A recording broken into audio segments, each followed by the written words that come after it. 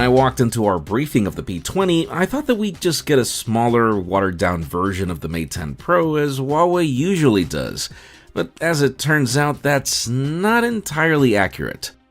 One of these phones is pretty much that, but then the other is something else entirely. With Anton Dinage in Paris, I'm Jaime Rivera with Pocket Now, and let's talk about the Huawei P20 and P20 Pro.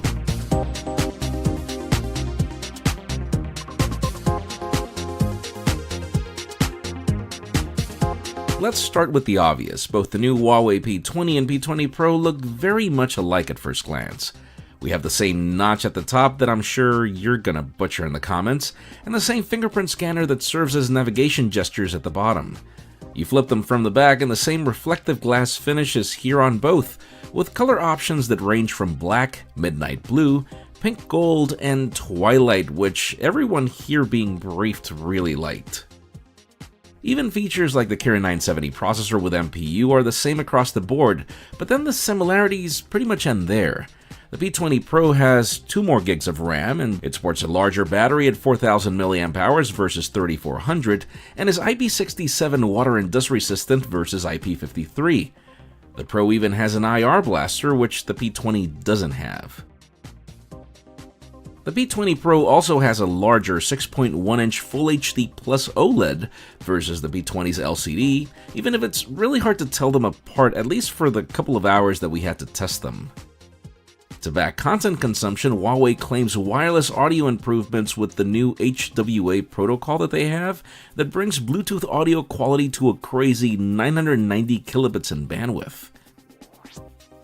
Yes, EMUI is also powering both devices, now version 8.1 that's on top of Android 8.1.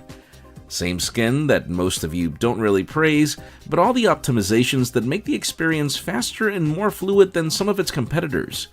The company also claims that their new Face Unlock works in just 0.5 seconds, which they claim is twice as fast as Apple's Face ID and the Samsung Galaxy S9's Intelligence Scan, though this is 2D mapping. But now that all the basics are out the way, let's talk about the main selling point for one of these phones at least, which is the camera. To start, both devices take a step forward in the selfie department with a whopping 24 megapixel sensor across the board. Now, in the case of the primary shooters, again, the P20 is more like the Mate 10 Pro with a 12 megapixel RGB sensor and a 20 megapixel monochrome, though with a sensor size that Huawei claims is 61% larger than the iPhone X and 22% larger than the Galaxy S9. The P20 Pro is something else entirely, and here's where the whole Pro naming scheme comes to life. To begin, this is Leica's first triple camera system. Second, this is the first phone I've heard of that has a temperature sensor to detect white balance, and it also complements the laser transmitter and laser receiver for autofocusing purposes. Third, the secondary cameras are of the 20 megapixel monochrome sensor at f1.6 aperture and an 8 megapixel telephoto lens at f2.4 aperture with OIS.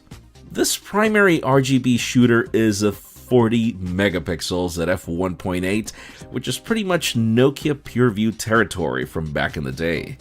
Huawei claims that this sensor is 223% larger than the iPhone X and 170% larger than the Galaxy S9. All this combo is capable of 3x optical zoom and 5x hybrid zoom, and there's even super slow-mo features at 960 frames per second at 720p, just like certain competitors. Now, Huawei made a big deal of its new AI capabilities, which include detection of 19 subjects automatically, and there's even a new AIS, meaning Artificial Intelligence Stabilization, which the company claims to be superior to OIS, so much so that the primary lens doesn't include that.